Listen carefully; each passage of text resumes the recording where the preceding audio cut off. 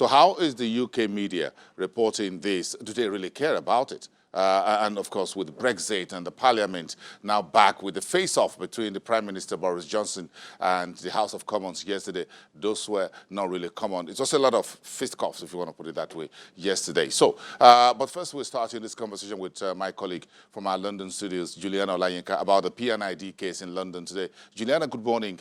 Getting here into this conversation around the P&ID case, are you hearing anything from the UK media about this landmark case for Nigeria?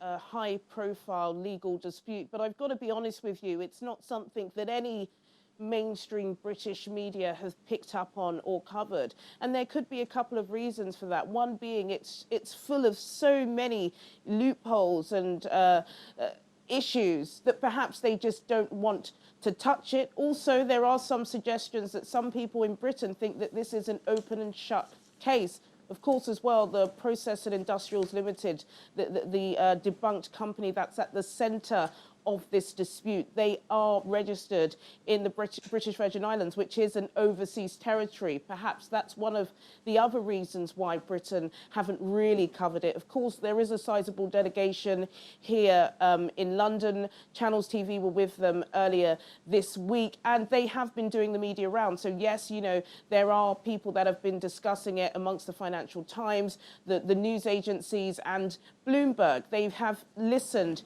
to what the delegation being led by the Attorney General had to say. But yes, so there has been no coverage in mainstream media. Today, what we know this morning, later this morning, a commercial court in London will decide whether or not it will allow P&ID to start seizing Nigerian assets. That's what we know. We know no further. In 2017, an arbitration court here in London did rule that $6.6 billion was to be awarded to P&ID for this failed contract. Of course, they were supposed to be building that refinery. It came to nothing. P&ID said they put millions of pounds into this. Of course, this is all being completely disputed by the government. Of course, Lai Mohammed, the Minister of Information, has said totally and throughout all of his press briefings this week that they feel that they had no intentions to build the refinery anyway. But of course, that's a matter for court. But the reason why it's jumped from this 6.6 billion to the 9.6 is because nothing was done. And there are calls to be answered as to why it was left so long.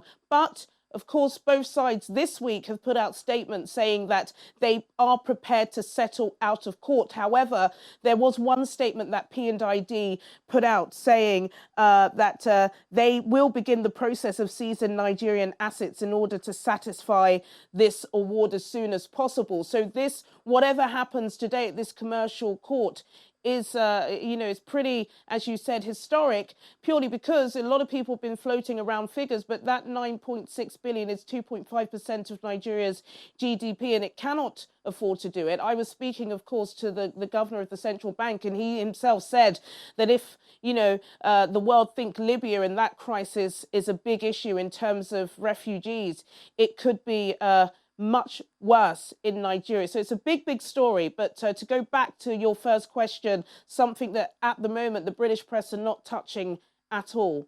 Okay, a quick one there, and thank you for that elaborated drilling down on this particular big case. 1 minute, where are we as far as the face-off at the floor of the House of Commons yesterday was between the Prime Minister Johnson and the Commons? Do you think they've reached a consensus in any way? What's likely going to happen today? Any idea? And how's the market taking that on high street? Well, gosh, the Brexit pressure cooker has blown its top.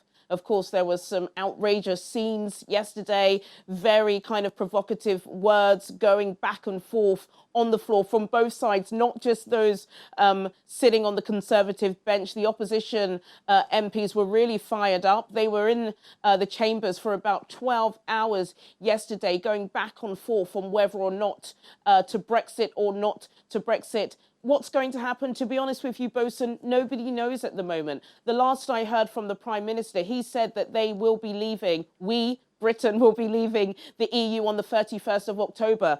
End of story. So who knows? But at the moment, the FTSE 100 has opened 21 points higher, actually. Sterling still trading low against the dollar. Janiola Olayinka, thank you so much. Take a breather. Let's get together at 1:30 on Business Incorporated.